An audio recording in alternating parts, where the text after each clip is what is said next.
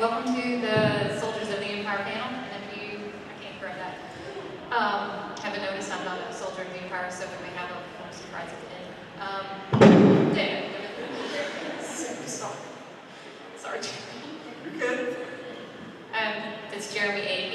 He is the executive officer of the Alabama Garrison of 501st. This is Brian Rogers. He has 3 costumes in the 501st, and we're talking him into getting to a approval with the Rebel Legion.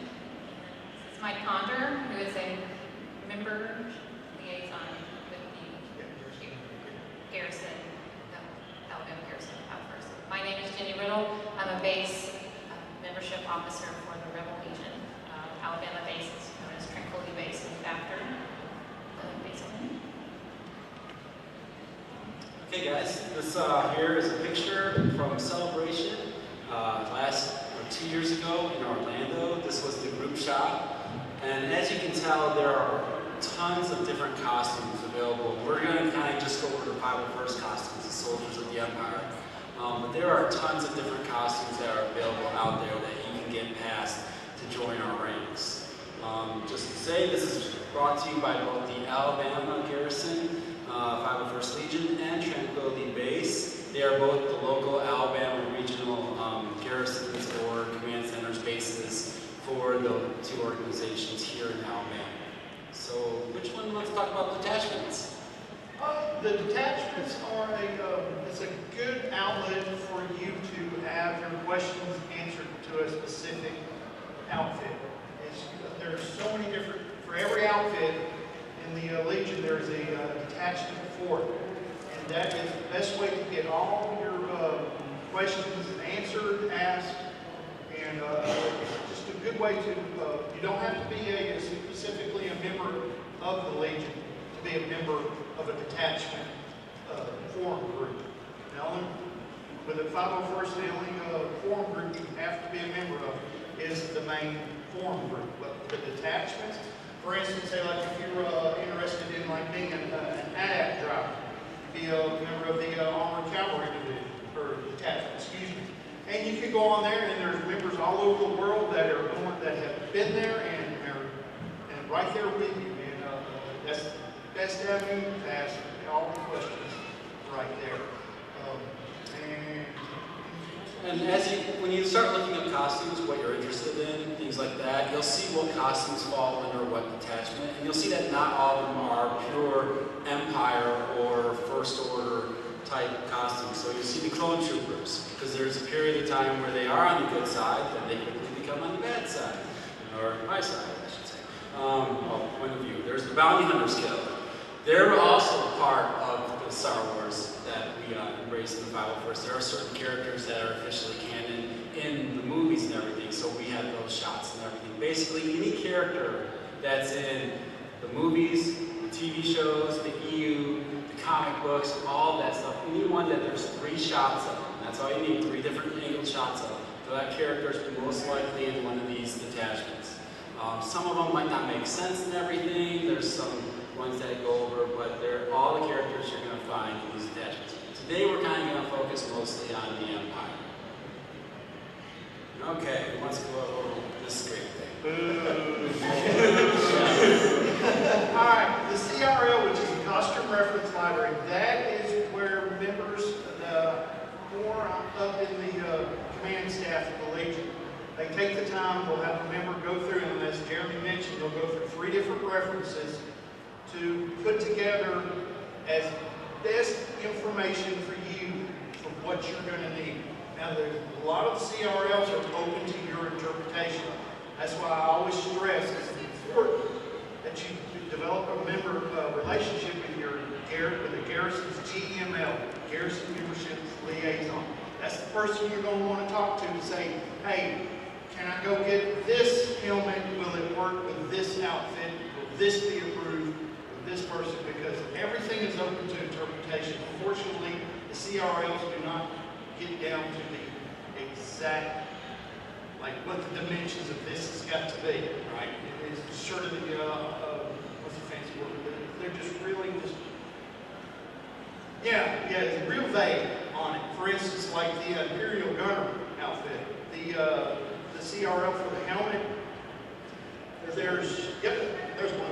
There are so many different styles of the Imperial gunner helmet that can work, but there's not a set specific dimensions to that helmet that you have to follow. They kind of give you like a plus or minus range with the dimensions of it, and that's why it's important to talk to the GML, because that's going to be that's the person that's going to work with you and or get your outfit approved for you to get your digits. So that's why it's always important to develop a relationship with them. And there's no question that you should be afraid to ask a GML. They're there to help you. We're there to help you because this is a lot of money you're going to be putting into an outfit. It really is. And we don't want someone to have a bad taste in their mouth because they've gone out and spent X amount of dollars, submit 4 photos, and because I'm not, this isn't product shaming, but let's say you go out and get a Ruby Stormtrooper outfit, right? You see them on Amazon, you see them on like shows. If you go out and spend that kind of money, and you think you don't need to check with the GML to make sure the Ruby Stormtrooper outfit is approvable, you're going to be sadly mistaken when you send your submission photos, and you're going to get very discouraged when you find out you're not approved because the Ruby's Stormtrooper outfit is not an approvable outfit. And I'm not going to get into this, I'm not going to go down the rabbit hole of why not, but that's just as an example why it's important to talk to the GML and, well, members of those detachments. Those are your best sources to find out who you're going to spend your money with, who's going to be a proper vendor to talk to. Because there's a lot of scrupulous folks out there that would love to take your money and leave you hanging out to dry for months. And while you're sitting there waiting to go out and play Star Wars. It's very important to talk to the detachments, talk to your Garrison GML, and go with that relationship. You also need to, if you have specific costume in mind, talking about CRLs, you need to make sure that also there's a Stormtrooper from A New Hope is not the same from Empire, Return of the Jedi. You need to figure out which specific one you want to do. Each CRL will be listed different. There might be differences that you go on the time pilots, other costumes. So make sure you know which one you want. Sadly, I think Lucas has got a running joke with us that every movie has got a different outfit for a Stormtrooper. There is not an exact, every movie, starting from A New Hope all the way to a solo film. Every Stormtrooper in those movies, there's one small little specific detail that's different about it. So they're all not the same. And that's using Stormtroopers as a case in point. Goes back again, ask questions. Putting together an outfit for the 501st can be a test of your patience. I wish it was as easy as going to the local box store, getting something off the shelf. That same day, you got your digits. Sadly, it doesn't work that way. I wish it did, but it doesn't. It can be a journey. It's a process. It is a process. And if you guys like that process and you want to go to higher levels, there are some costumes that have level 2 and level 3 certifications. Some people take great pride in getting those higher levels for their costumes because they want to look at it in even more detail, get that higher detail thing. Now, to get into the Legion, you only need to reach that first level. You don't need to go to those higher levels. There are certain clubs or membership groups for those higher levels, though, if that's something you are interested in. Because there are folks out there that will spend the money to get the exact specific screw that was used on that outfit, even though there's 50 million screws out there on this planet that look the same. But that one specific screw is what the production company used to put that piece together, and they feel it's that important to be screen accurate. and that's sometimes the word screen accurate kind of has a negative to it because you feel like, well, it's not screen accurate. Well, I stay away from the screen accuracy of it because if you've watched the recent Blu-rays releases and you really do a pause on them, you're going to see a lot of duct tape on Stormtroopers. And it's just the way the movie history works. There really is. For the 77 production, they had so much trouble with those outfits. Rubber bands. And a lot of the scenes, the way they filmed it, it would just be 2 seconds of the group of Stormtroopers walking. But on that 3rd second, you got pieces falling off. So what they did in the edit was they would edit those 2 seconds to make it 1 minute of a bunch of troopers walking because pieces aren't falling off. So So, you know, there's yeah, go ahead. So what we're going to do now is we're going to talk about different detachments and some of the costumes that you can find in each detachment. When you think of Star Wars, you think of Darth Vader, Luke, all those main characters, stormtroopers, things like that. But we also want to point out there's a lot of different options out there. From that first picture, you can see several different ones. Now we're going to go talk about some certain individual ones. So let's talk about Imperial crewmen. Mike, what's your area? Brady, if you mind coming up here being a mom. Now, I always like to tell folks the best way to get your foot in the door is go with the easiest basic level. Now, the black flight suit, and this is Bradley Smith, he just recently got his digits, and he is a TIE fighter pilot, and he's fixing to get his, be recognized as an Imperial gunner, and he's currently working on a TK, and a TK outfit. Now, the black flight suit, and what he's got right there, that ensemble right there with the flight suit, the belt, the boots, and the glove, that's as basic as you need, and even the gloves are optional for the Imperial crewman. The biggest thing you gotta have is just a hat with it. And for around $200, a little over $200, and you can source it from Cosplay Sky, you can get your flight suit from Wear, or you can even find patterns at the detachment sites to make your own flight suit if you're a good seamstress. But this flight suit, it will go with the mechanical crewman, the bridge crew, the Imperial gunner, the TIE fighter pilot. The black flight suit can also be used with the biker scout. There is one other stormtrooper from the EU. There's a jump. One of the troopers anyway.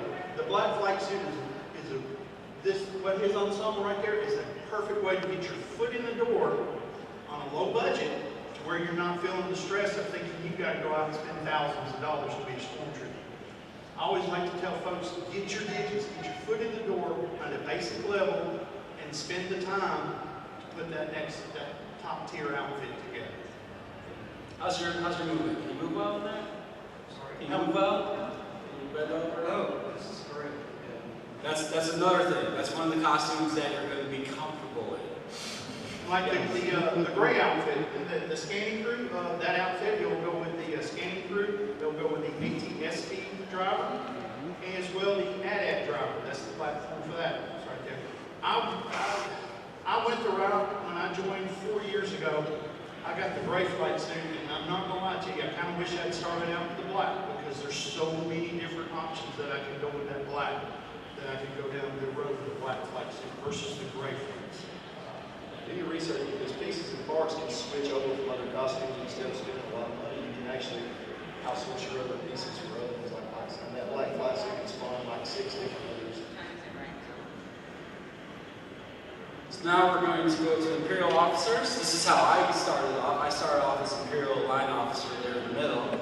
But we have different ones from different movies or TV shows. So you get the general basic military ones in the field grays. But we also have ones from like Rogue One where we have Director Krennic. He's not quite an officer per se, but he's got the same type of uniform. He gets the fancy cloak. He's got a very specific gun. It is not a standard issue gun. And then we get someone like Grand Admiral Thrawn, who originally was from the EU books, but has now been part of the Disney films, or the Disney cartoons, I should say. So there are a couple different versions. Now, some of you might know some of the EU characters and stuff like that, and for those of you who don't, that's the expanded universe or the books that were written before Disney got a hold of Star Wars. Those characters still exist. The CRL still exists for those characters. So Disney was not like, hey guys, it's cool knowing you, Mara Jade, it's great, and things like that. It's not like that. Those characters still exist. You can still get those costumes and things like that. Now, one thing I want to do is I want to show you guys something I did. For the Imperial Line Officer, I started off with that, kind of basic costume, and then from there, I was able to make an ADAT commander. Because what you do there is you drop the rank bar, change your belt up, you get some armor, helmet and a shield, helmet and chest plate there, back plate, and what I could do is now I have 2 different officer costumes, actually the AT-AT Commander's Armor Cavalry, but for the same purpose there, I have a base costume there, and I'm able to adjust to it. And that's one thing I like to suggest to people is look at those base parts of the costumes and see what else you can do with it. that's going to help you out make some costumes, because one thing that's honestly, I think everyone will tell you is that one costume is never enough. You kind of start working on the next one. It's a dangerous rabbit hole to go down. I will tell you that right now for 4 years. It's a dangerous rabbit hole to go down. Like any fan base, nerding out type thing, it's really easy to get sucked in. It's very easy. Okay, so let's talk about the gunners. Oh, You're the gunners special. All right, the gunners. Okay. As Brandon over here. Me too. Like I said, you just start out with the basic flight suit. Now, something I want to point out to y'all: the Imperial ground crew from Rogue One, that flight suit, believe it or not, is another one of those cruel jokes Disney likes to play. That is a completely different black flight suit. It's a denim cut material with a certain zipper in the front side. For whatever reason, the mouse decided that it's just a standard black flight suit isn't good enough. We got to change it up to make everybody in the 501st go crazy with sewing machine. So now the Imperial Weapons Tech, that is off the Rebel show. I think it was like season 3 was one of the episodes when they introduced it. And the difference with that gray flight suit versus like what I was talking about with the ATSD and Imperial is there's a black stripe that runs down the arm on it, and you have to add that to it. Unfortunately, it can't be something that's removable. So if you're looking to do the Imperial Weapons Technician, that's kind of an outfit all to itself with the flight suit, but the helmet is the same minus.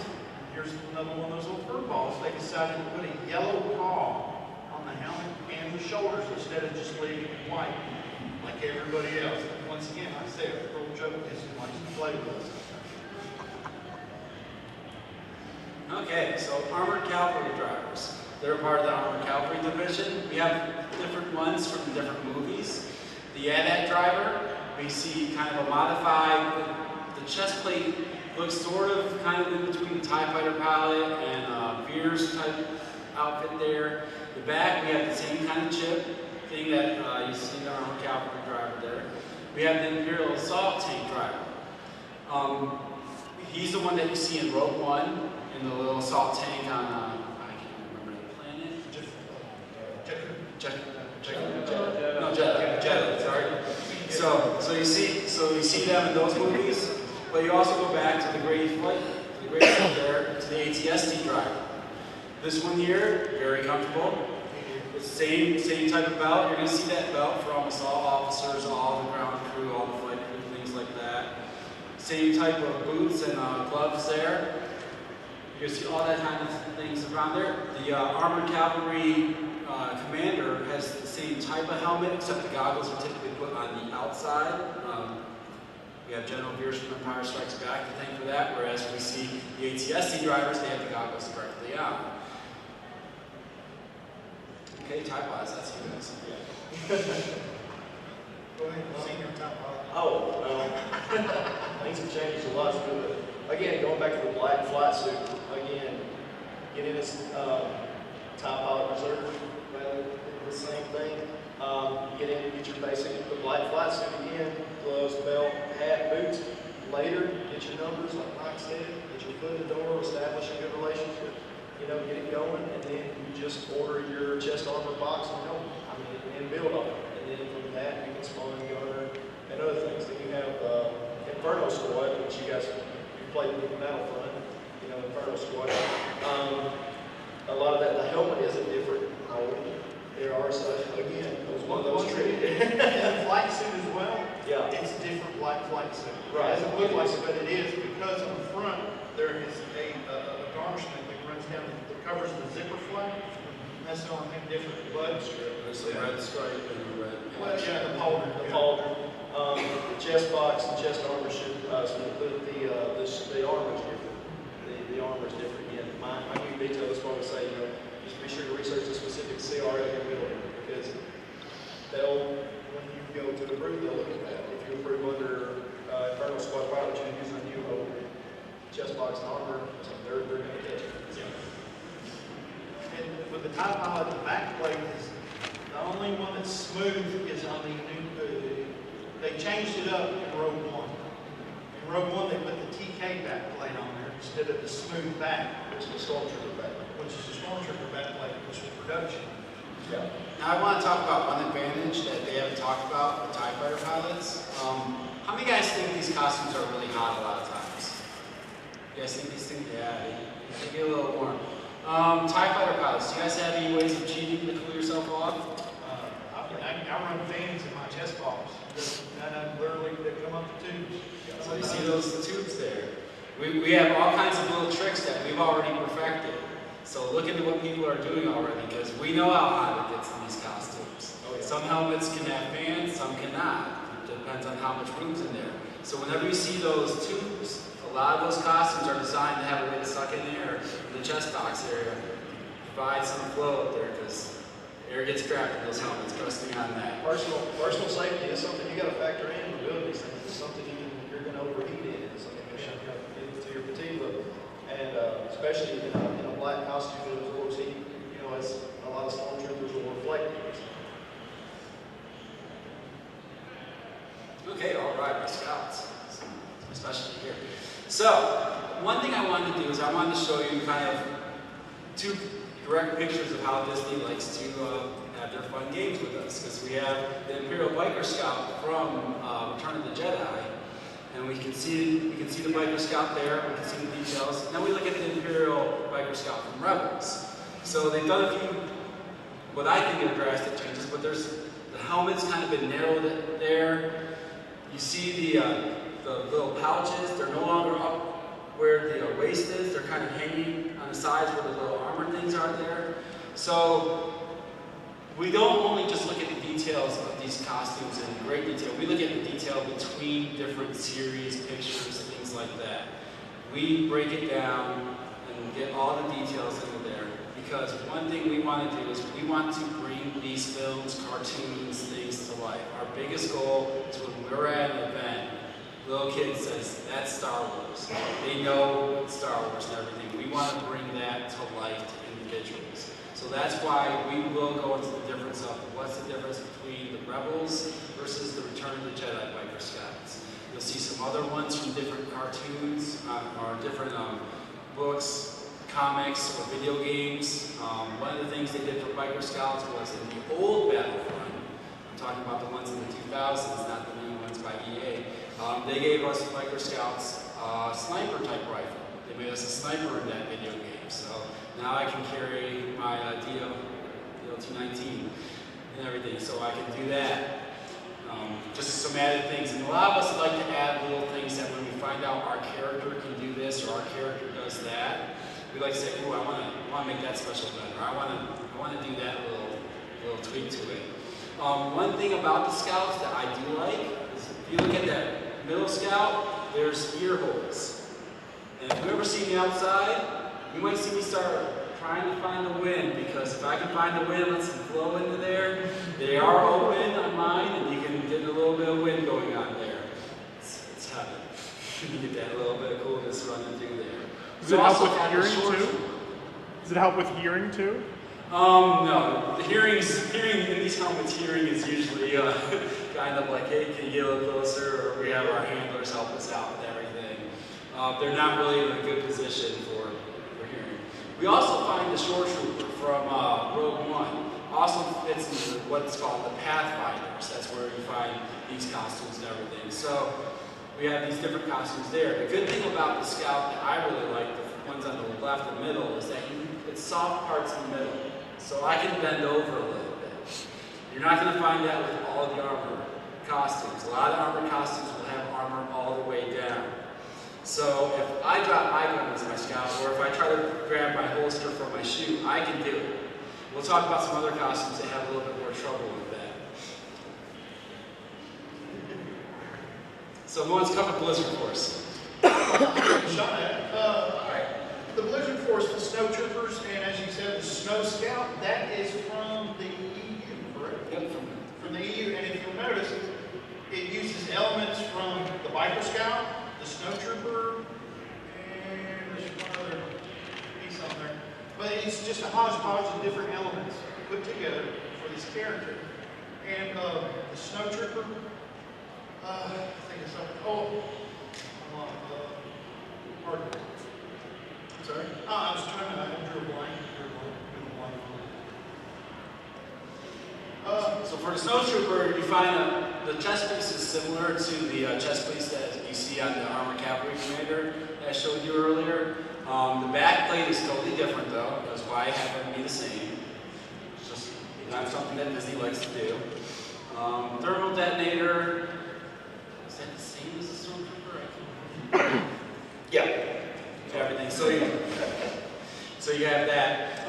One difference between the Snowtrooper Commander and the Snowtrooper is the veil. You see the veil hanging down on the Snowtrooper, it's a soft veil. On the Commander, it's a hard, solid material there. You also see the boot differences. The Snow Scout and the Snowtrooper have detailed laced up kind of boots, whereas the Snowtrooper Commander, I believe, has moon-type boots. Similar to, I believe, the AT-AT drivers have those also. Sovereign Protectors. If you guys like sewing, this is a great one if you're good at sewing, but you want a really cool helmet. There's a lot of fabric details in this and a very specific fabric that you have to have for this. The Royal Guard is what you see in Return of the Jedi, whereas the Shadow Guard is in The Force Unleashed, which is a video game from back in early 2000s, I believe. So these type of characters are really cool because you get to kind of just stand there, look menacing, guard things. Movement, one of the really bad things about this costume is that you're not turning your neck. Your neck's you're kind of looking forward, and if you want to see anything, you've got to turn your whole body. If you're trying to correct your posture, that's the best outfit. Because it'll straighten out your spine, because you're like this all the time. You cannot. That's all your neck movement inside that helmet. That's why they call it the red crayon. What? That's why it's called the red crayon. Yeah, well, yeah, the little nickname we call it the big red crayon. Now, there's, I think, 3 layers of fabric on these individuals. Yeah. There's a lot going on. However, these guys cheat too. They typically will take an air conditioning type device or some kind of fan type device, and from the back, they'll blow some air up into the helmet. So some of the guys I know who have this, they want to keep their helmet on because it's nice and cool, and that cool air's up there, because as soon as they take it off, that cool air's going to all escape, and it's going to have to restart again and everything. So there are tons of little hacks that we have to our costumes. Some of them are great for cooling us off. Some of them, the airflow is great. Hearing kind of gets a little bit affected, but that's what our handlers are for and everything, and we'll kind of explain them a little bit at the end. But so we have all kinds of different ways that we will hook up our costume in order to help us out, because you don't just sit there and put this on for about 20 minutes, 30 minutes, say hi to some kids, and then leave. You're typically in this for a couple hours at least when you're in these costumes, and you want to be comfortable. You hydrate well before, and you hydrate immediately when you're done. And something I'd like to touch on the Royal Guard, something it's important to pay attention to. Underneath that main red robe, that outfit has got felt. The boots are a felt material, the pants are felt. You're literally in a red felt underneath that red robe. It's not just the robe and you've got shorts and t-shirt on underneath it. It goes back to going to the detachments and asking questions and finding out. There's a whole lot more to that outfit. Because when I first looked into it, I thought, oh, that's an easy outfit to do. I just got to get a red helmet and I can get a red bed sheet and just cut a hole and just throw it over and stand there. There's a whole lot more. That outfit right there is a lot more expensive than what it looks to get the materials that you have to use the soft parts. Yes.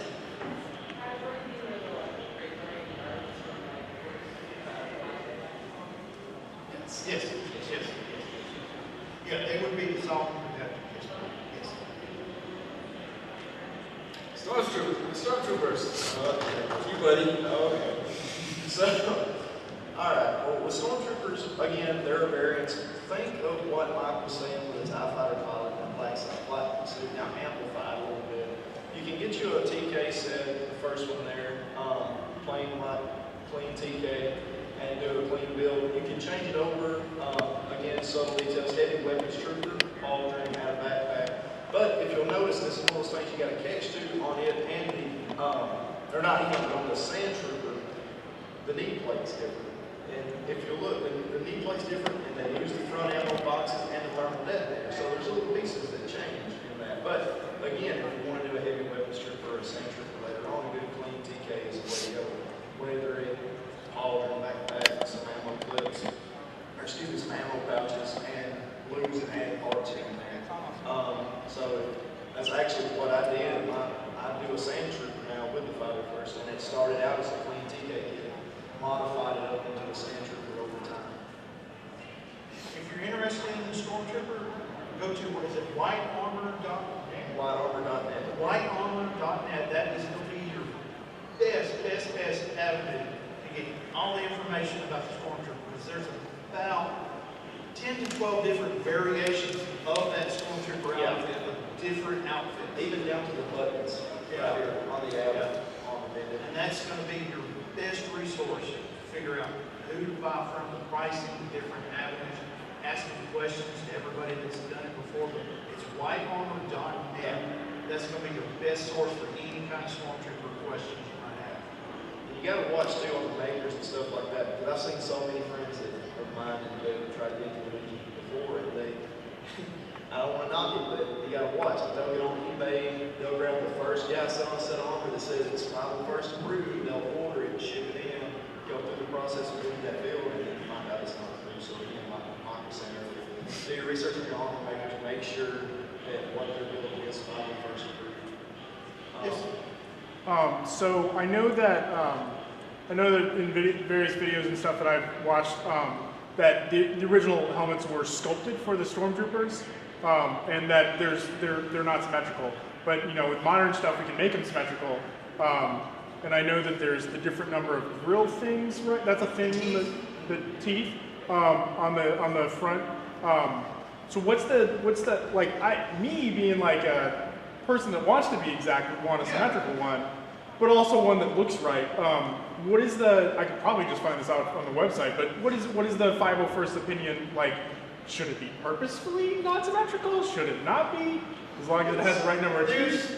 I've seen a lot of back and forth on that. Some people want to be nice and symmetrical and everything, but back again, when I was talking about, if you look at some of the early production skills, photos of when Shepperton Studios did those molds, they were so irregular because they're knocking them out quick. Yeah. In production, from what I've been able to learn, they did the Sand Trooper first. That was in Tatooine. They did those outfits first. They knocked out, I think it was 12 or 16 kits, like that, real quick. And they're just back for them. They're just hammering it out. There's going to be crazy gaps everywhere. You're going to see screws. You're going to see duct tape. They're not pretty at all. But there are some folks that just want their armor and their helmet to look like a brand new Ferrari. You know what I'm saying? Nice, clean lines. Everything's symmetrical. Everything's got perfect gaps around it and stuff like that. And that's fine. That's all good, well and good. But once again, it goes back to talking with the GML and say, hey, is this okay? Is this going to be all right? Stuff like that. On the helmet that you were referring to, that's funny, the one I wear with my sand trooper is symmetrical, but I had mine building one for display last year, and it's a replica of the Move Along guy's helmet, you remember him? And he went down the rabbit hole with that helmet of all the imperfections, and he built it to spec of that helmet, and there are gaps purposefully now, and stuff everywhere. It's beautiful, but it's like we talked about, you can be the symmetrical guy, you can be the screen accurate. What is this? What do you think is beautiful about it? The unsymmetricalness of it? And that you appreciate the level of detail that it took to get the inexactness of it? To be honest, the exacting standard? I like a symmetrical weapon, but I'm probably fixing to rig that one up because of the way it is. Me, myself, personally, I like the unsymmetrical. Yeah. It's just because, like on the Move Along trooper, is the brow, the reason that brow shoots up like that is because somebody mistrimmed the front of that helmet on top of the back. When they cut too much, when they put that gasket on there, that's what made it rise up. That's why he's pretty much one of the few like that, because somebody in production, they were assembling the helmet, trimmed a little too much off the brow. And that's why it goes up like here down too. Yeah. So I guess that kind of makes me think, like, how do you, again, I could probably find this out on the site, but how does the 501st kind of reconcile, like, I mean, they were in a production environment, they were just putting stuff together to look good for camera and kind of telling the story based on that, versus like organize this into like codification and military style of regalia, and how to organize that in a thought pattern. Well, a lot of that will be again, like Jeremy started with the Class B and Class A stuff that is approved. Yeah. If they go for ultimate screen accuracy on those little differences, you might find those things listed on that class for different classes of certification. Now, stormtroopers are going to recognize it very easily. Kids are going to recognize it. They're going to know them. How's your guys' movement in those? Actually, if I may, I had to use a backup set of bracers today, which are not my comfortable bracers. That are trimmed to my arms to where I can move. But I had to use my backup ones today, and if I can show you, that's what they done to me. So, because we call it armor bite in the Legion. So your movement is a little limited, but be sure that when you do build these kits, you do try them on, move in them, use all your ranges of motion. Make sure they're comfortable. Make sure there's something you can move around it. Range of motion in a full armor kit. And I do a clone trooper, I do Commander Cody too, but it's even worse because there was never a set of clone armor built to go on a human for the movie. It was all CGI. So when they started putting it on people, it didn't work so great. and so just you have to use your own judgment about your gaps and how you trim and your level of movement. There are certain ways you can trim that kit to where you can hide your trim area, where you have good flexibility for the kid area. So you can sit down and get it. But they're just subtle little trim marks, little cuts you can do that aren't really noticeable that help with movement. And then once again, you can find that out like on the whitearmor.net where everybody, as long as this organization's been around, everybody's been there, done that. There's a lot of folks behind us, a lot of veterans of the Legion that have suffered through trial and error to try to get comfortable, and they can help with help you with it. And the last Imperial detachment we're going to talk about is the Sith Lords. So if you have any idea, what do you guys think is the most expensive costume to make for our membership clubs? Vader, Boba Fett. Anyone else? The top three are basically Vader, Boba Fett, and Chewbacca. Those are the ones that are going to be super expensive. And yes, of course, even LucasArts like to make his Vader different. There's differences between A New Hope, Return of the Jedi. All those Vaders are all different. They have different light patterns, different sewing things. Vader, you're going to have to do a lot of armor, you're going to have to do a lot of sewing, things like that. And of course, we have the Emperor. And I believe that's our last one, so. Yeah. I tried the line at Sid. Wait, what are you doing? Yeah. I've had enough. Sid is where I'm at. All right. I don't know if you noticed, there's a set of rebels back there, and then there's me. We're the ones that are still in costume. Because rebel costumes tend to be the most comfortable. And one of the ones that I really like is the Jedi. It's the one I'm wearing today. It's a generic Jedi. It's super comfortable. I can dance. I can go to the bathroom in my costume. Not like in the costume, but go to the bathroom. And it's not scary to kids, which is really important to me because that was one of the big reasons why I got into trooping, is because I wanted to be able to make children smile when we would make their day, bring Star Wars alive to them and be fun. So I appreciate the fact that I can kneel down, I can kick somebody. Oh, I haven't yet, so don't try. But I can even eat in my costume, which is not something that a lot of people can do.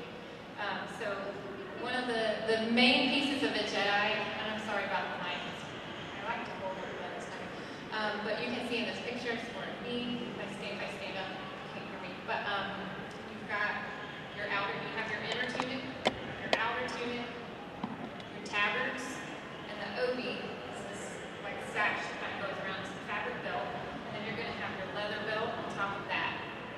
Those are the general main pieces of a Jedi. But one of the things that I love the most about generic Jedi is it is by far the most customizable costume in either of the legions.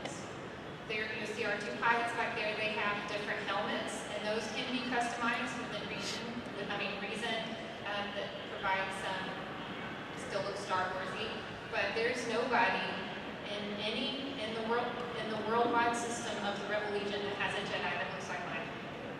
I customize my fabric, my colors. Now I chose to go a little bit more traditional route because I really wanted to look like I kind of stepped out of the battle arena or in the prequels or something like that. So I went with more traditional colors. You can do like the Jedi up there, Michelle. She customized hers with some green. You can do more lily tone down jewel tone. So you can do some colors like that. You can't mix red and black.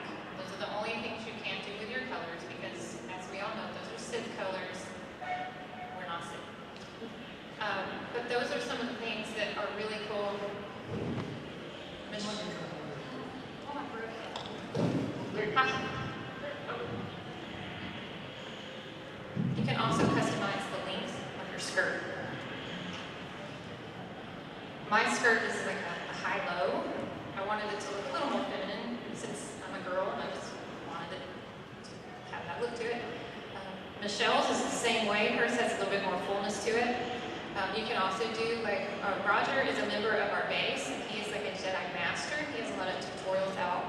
His is the traditional, the general thing is like mid-thigh. But you can also do to the floor skirts.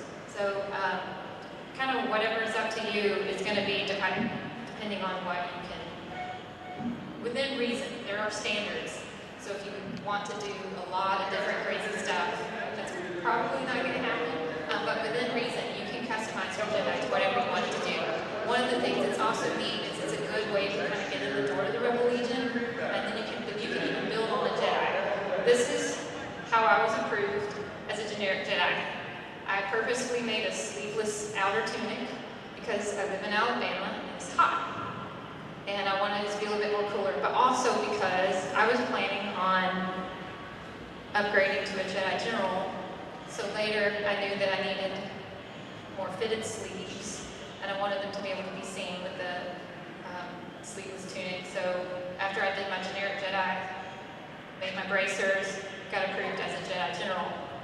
And so those are things you can upgrade. One of the other cool things about a Jedi, you can be very economical with them. You can get pants from a thrift store. You can use your 40% off coupons at Joann's to buy your fabrics. You can sign up for the Ultra Saver emails, get your 20% off, get a $100 lightsaber. It's not fancy, it doesn't make a lot of noise, but hey, it lights up. And that's all that matters, and that's what kids care about. Now, you can go to Ultra Savers and buy a lightsaber that costs more than my entire costume. And they will be fancy, and they will be awesome. But that's not what you have to do. The Jedi is something you can choose. I can sew, so I sewed mine. So I spent a little bit more on my fabric, because that's where I wanted to invest my money. But you don't have to do that. You can go as cheaply as you want, provided that it works in the standards. You can also, another way I went cheap is I bought my boots off eBay, used, so they were a lot cheaper. I modified them a little bit, but you can buy used things in that way. I also made my leather parts, you don't have to. You can commission those, you can go to the thrift store, buy a big thing of leather, like nice leather that you can tear apart, make your belts, pouches. My pouches are leather, I wanted them to be functional, I have stuff stuffed in them. But you can buy the little resin pouches from Amazon that are fairly cheap. So there's a way that you can start them, you can upgrade a little bit later, but it's up to you. It's like a choose your own adventure. You can go from economical to very expensive with your Jedi. But that also is one of the things is, like even with the armor, you don't want to find somebody on Etsy that says, I make an approvable Jedi.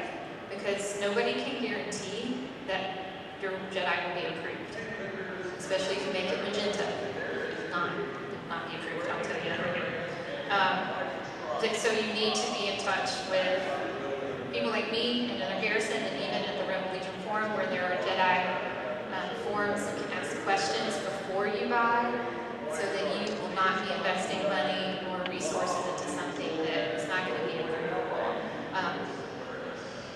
So, as a Jedi, we're kind of like stormtroopers. We're not recognized as specific people, unless you're a guy and then you're always Obi-Wan. So just, and me I get called Ray in this a lot. I have even several times today, and that's fine. I just go with it. But it's fun because lightsabers are really cool. And other than the Sith, the Jedi are the one that have them. But generic Jedi are one of the cool ways to get in and kind of get your foot in at an economical or expensive level if you want to. And then start trooping and then kind of see other things that you want to do. And as far as sewing, they're not a gin costume over there. I've seen people make them. They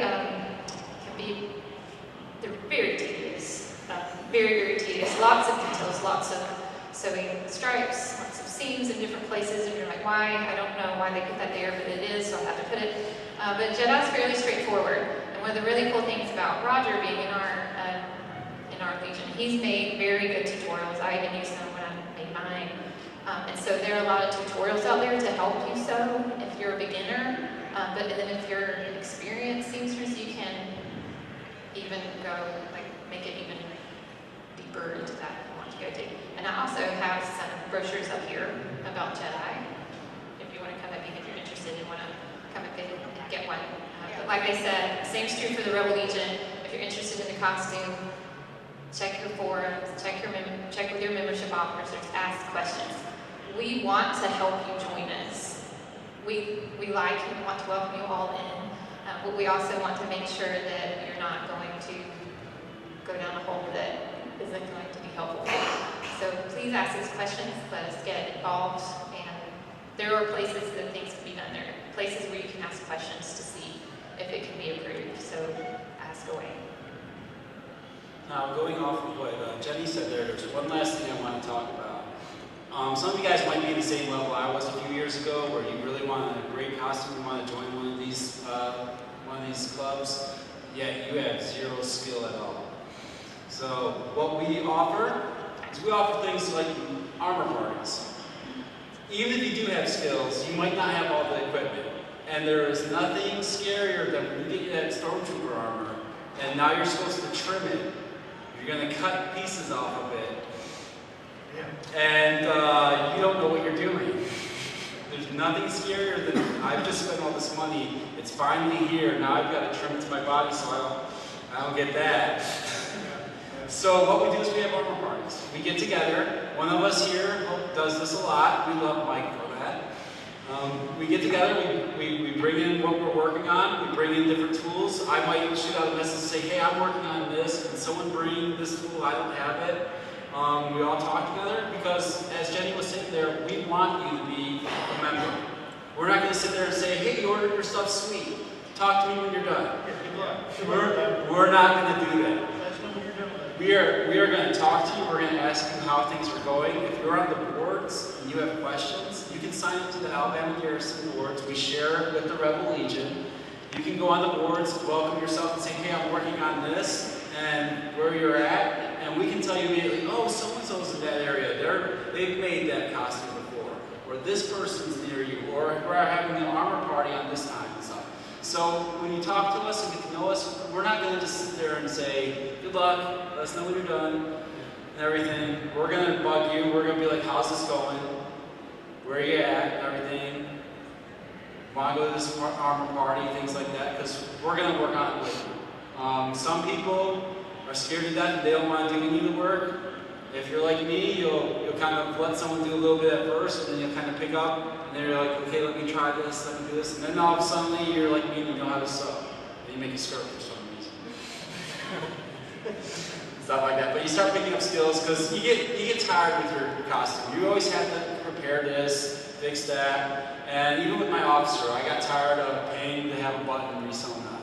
It's like, I'm going to YouTube this, I'm going to watch it, I'm going to learn. And that's kind of what you do with all your equipment. You start learning how to fix this, how to fix that, because you don't want to pay for it every single time you're going to fix this. Anything else anyone wants to add from up here? Good thing about those armor parties too is, like you said, everybody brings something to the table because we all are skilled in our different ways. There's a lot of things I can do, I can't do, and same with everybody else. Matter of fact, one of the photos they used there on the front, we were weathering Sean Fritz was in the audience out there. his sand trooper there, and like we started once we showed a couple of people how to do the weather, and like 4 or 5 jumped in there and all grabbed a piece of armor and just went at it. I mean, there's always somebody, if you don't know how to do something, ask, somebody's going to know. And it's,